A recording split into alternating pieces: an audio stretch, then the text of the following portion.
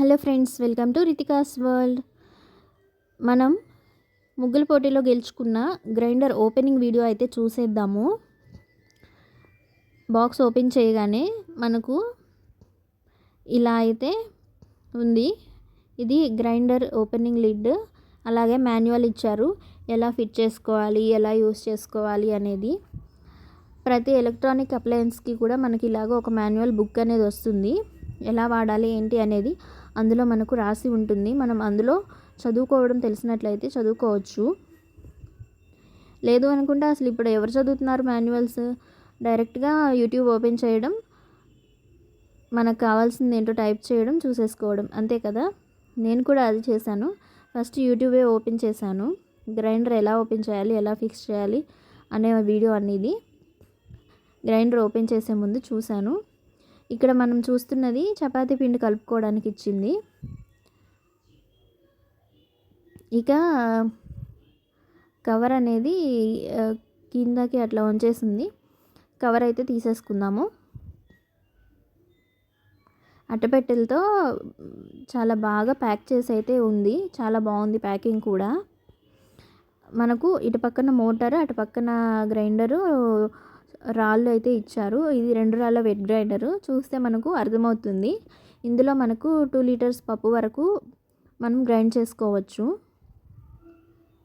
2 kg అంటారు కానీ 1.5 kg వరకు అయితే మనకు మంచిగా గ్రైండ్ చేసుకోవడానికి బాగా వస్తుంది. గ్రైండర్ మెయిన్ ఉద్దేశం ఏమిటి అంటే, మనం మిక్సీలో గారెల పిండి అనేది వేసుకోలేము, కానీ గ్రైండర్ ఉంటే గారెల పిండి కూడా చక్కగా మనకు అవుతుంది. అదే మిక్సీలో అనుకోండి, కొన్ని మిక్సీలు అయితే గారెల పిండి వేయడానికి పాడైపోతాయి. గారెల పిండి అంత బాగా రాదు. గ్రైండర్లో అయితే మనకు ఎలాంటి ఇబ్బంది కూడా ఉండదు. ఇలా చూసినట్లయితే మనం ఆ గిన్నెని, రాయి ఉంటుంది కదా, ఆ రాయి ఉన్న గిన్నెని ఇలా ఫిక్స్ చేసుకోవాలి. ఫిక్స్ చేసుకున్న తర్వాత పైన రాళ్ళను కూడా ఇలా పెట్టేసుకోవాలి. పెట్టేసుకుని పైన స్ప్రింగులు ఉంటాయి ఆ మూతకి, దాన్ని గట్టిగా ఫిక్స్ చేసేసుకొని మనం స్విచ్ ఆన్ చేసుకొని గ్రైండ్ చేసుకోవడమే. ఇక పైన లిడ్ పెట్టుకొని గ్రైండ్ చేసుకోవచ్చు. Thanks to Rani tunes and Teja brothers నాకు మంచి గిఫ్ట్ ఇచ్చినందుకు. నాకైతే 3rd ప్లేస్ వచ్చింది. గ్రైండర్ అనగానే చాలా హ్యాపీగా అనిపించింది. ఎందుకంటే నేను చాలా రోజులుగా గ్రైండర్ని కొనాలనుకున్నాను. అలానే ఇక్కడ చూపిస్తున్న రోలు రోకల్ని 6 నెలల ముందే కొన్నాను. ఈ బుజ్జి రోలు నేను కొన్నాను కానీ ఇంతవరకు అయితే ఓపెన్ చేయలేదు. ఫస్ట్ అయితే బుజ్జి రోలుకి మనం పూజ చేసేద్దాం. నార్మల్గా అయితే రోలుకి పూజ చేసేటప్పుడు పసుపు కుంకుమ బొట్లు పెట్టేసి ఒక పసుపు కొమ్మని తీసుకొని పసుపు తాడుకి ముడివేసి దాన్ని రోలుకి కట్టాలి. కొన్ని వీడియోస్లో అయితే నేను ఇలా చూశాను, కానీ నాకు అమ్మ వాళ్ళు, అత్తయ్య వాళ్ళు చెప్పింది ఏంటంటే పసుపు కుంకుమ బొట్లు పెట్టేసి ఒక 5 పచ్చుండ్రాలు పోసుకుంటే సరిపోతుంది అని చెప్పారు. ఇక దారము, పసుపు కొమ్ములు ఇవన్నీ అవైలబుల్గా లేవు కాబట్టి నేను ఇలా కానీ చేస్తున్నాను. ముందు రోలుకైతే దండం పెట్టి ఉండ్రాలు అయితే పెట్టేశాను. 5 ఉండ్రాలు పెట్టడం మంచిది అని చెప్పారు. 5 ఉండ్రాలు పెట్టేశాను. అలానే చిన్న రోకలి బండకు కూడా పసుపు కుంకుమ బొట్లు పెట్టేసి 5 ఉండ్రాలు అయితే పెట్టేశాను. ఎప్పుడైనా సరే రోల్ని రోకల్ని విడదీయకూడదంట. అవి శివపార్వతులతో సమానమట. భార్యాభర్తను విడదీసినట్టు అంట. మన హిందూ సాంప్రదాయంలో రోలు రోకలు అనేది చాలా ముఖ్య పాత్ర వహిస్తుంది శుభకార్యాల్లో. ఇంట్లో ఒక రోలు రోకలు ఉండాలని చెప్పేసి నేను దాన్ని అయితే తీసుకొచ్చాను.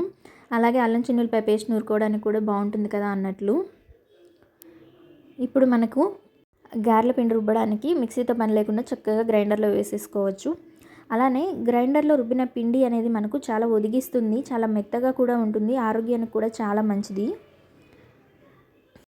మిక్సీతో పోల్చుకుంటే గ్రైండర్ వల్ల మనకు చాలా ఉపయోగాలే ఉంటాయి. అయితే దేని ఉపయోగం దానికే ఉంటుంది. గ్రైండర్ అనుకోండి, దీన్ని కడగాలి, క్లీన్ చేయాలి, తుడవాలి, చాలా పని అయితే ఉంటుంది. మిక్సీకి అయితే ఏముంది, మిక్సీ జార్ కడుక్కుంటే సరిపోతుంది. కానీ దీనికి అలా కాదు కదా. ఇంత పెద్ద పిండి గిన్నెని, రాళ్ళని, వీటిని క్లీన్ చేసి తుడుచుకొని పెట్టుకోవాలి. మళ్ళీ యూస్ చేసేటప్పుడు మళ్ళీ ఒకసారి కడిగి మళ్ళీ యూస్ చేసుకోవాలి. మళ్ళీ మొత్తం అయిపోయిన తర్వాత మళ్ళీ క్లీన్ చేసుకొని దాచిపెట్టేసుకోవాలి.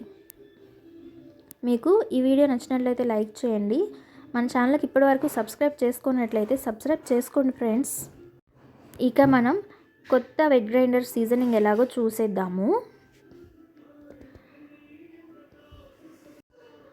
మనకు గ్రైండర్ ఆన్ చేసేసి అందులో 1 కప్పు బియ్యము, 1 కప్పు పచ్చి శనగపప్పు, అలానే 1 కప్పు కల్లుప్పు వేసి గ్రైండర్ అనేది తిప్పుతున్నాను.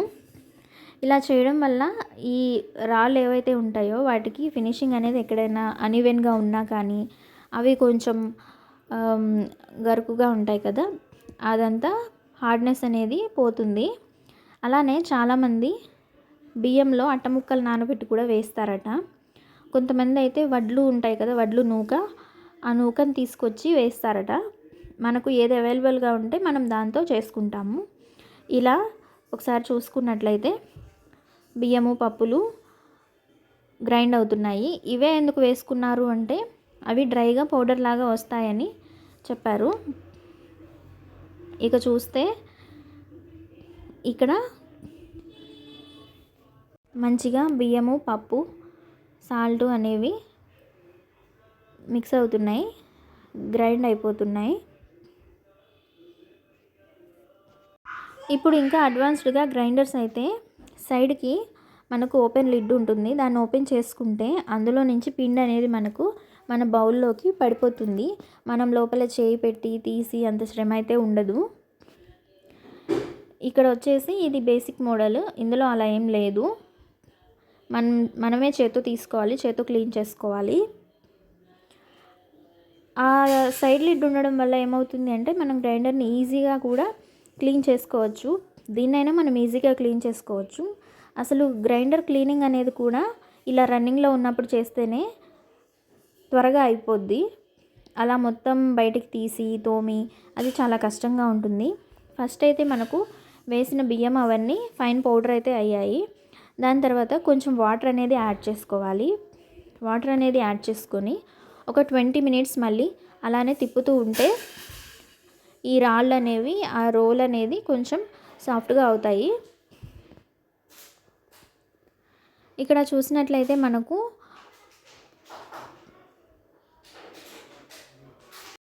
పిండి అనేది అవుతూ ఉంది కదా, ఈ రాళ్ళ మధ్యలో కూడా కొంచెం పిండి అనేది అతుక్కుంటూ ఉంటుంది కింద. అక్కడ నీళ్లు పోసి అలాగే రాళ్ళపైన నీళ్లు పోసినట్లయితే ఎక్కడ కూడా పిండి అనేది అతుక్కోకుండా ఉంటుంది. మధ్య మధ్యలో నీళ్లు పోసుకుంటూ తిప్పుకుంటూ ఉండాలి. అలానే ఈ సైడ్కి చేయి పెట్టేసి పిండిని అయితే అతుక్కోకుండా నీళ్లు పోసి అప్పుడప్పుడు కొంచెం తడుముకుంటూ ఉండాలి. అక్కడ చూసినట్లయితే పిండిని ఆపేస్తుంది కదా, అక్కడి నుంచి పిండి అనేది మనం తీసుకోవచ్చు. అలా తీసుకోవడం ఈజీగా ఉంటుంది. అలానే మనం పిండిని బయటకు తీసేటప్పుడు కూడా గ్రైండర్ అనేది రన్నింగ్లోనే ఉండాలి. గ్రైండర్ని ఆపేసి పిండి తీయడం అనేది ఇబ్బందిగా ఉంటుంది. ఇలా గ్రైండర్ రన్నింగ్లో ఉన్నప్పుడే మనం పిండి తీసేసుకోవచ్చు. అదే చాలా సులువైన పద్ధతి. కానీ చేయబెట్టినప్పుడు జాగ్రత్తగా చూసుకోవాలి. గ్రైండర్ తిరిగిపోతూ ఉంటుంది కదా, అశ్రద్ధగా అస్సలు ఉండకూడదు. ఈ రాళ్ళ దగ్గర కూడా చూసుకుంటూ ఉండాలి.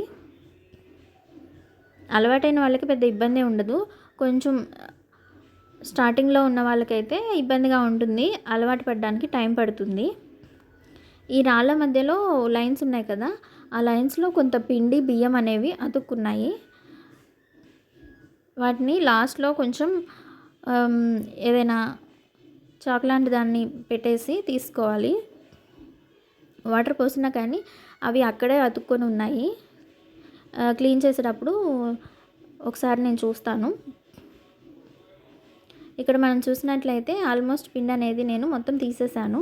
తీసిన తర్వాత మనం ఇక గ్రైండర్ని క్లీన్ చేయాలి కదా. క్లీన్ చేయడానికి ఆఫ్ చేసిన గ్రైండర్కి మళ్ళీ పైన రాళ్ళపైన వాటిపైన కొంచెం వాటర్ పోసేసి ఇలా సైడ్లు మనం రుద్దేస్తూ ఉంటే పిండి ఎక్కడ కూడా అతుక్కొని ఎండిపోకుండా ఉంటుంది. ఇలా రుద్దేసి ఇక ఆపేసి మనం బయటికి తీసుకొని మళ్ళీ ఒకసారి వాష్ చేసుకొని వాటిని ఎక్కడ తడి లేకుండా డ్రై క్లాత్తో తుడిచేసుకుంటే సరిపోతుంది. ఫస్ట్ అయితే నేను రాళ్ళు తీయడం కూడా నాకు అర్థం కాలేదు, ఊరినే ఇలా లేపంగానే వచ్చేసాయి. ఇక్కడ చూసినట్లయితే ఇది శివలింగం పానమట్టంలా ఉంది కదా చూడండి. అందుకేనేమో రోల్ని రోకల్ని కూడా శివుడు పార్వతితో పోలుస్తారు అనిపించింది నాకు. మీకు ఈ వీడియో ఎలా అనిపించిందో ఒక కామెంట్లో తెలియచేయచ్చు. వీడియో నచ్చినట్లయితే లైక్ చేయండి. అలానే మన ఛానల్కి సబ్స్క్రైబ్ చేసుకున్నట్లయితే సబ్స్క్రైబ్ చేసుకోండి.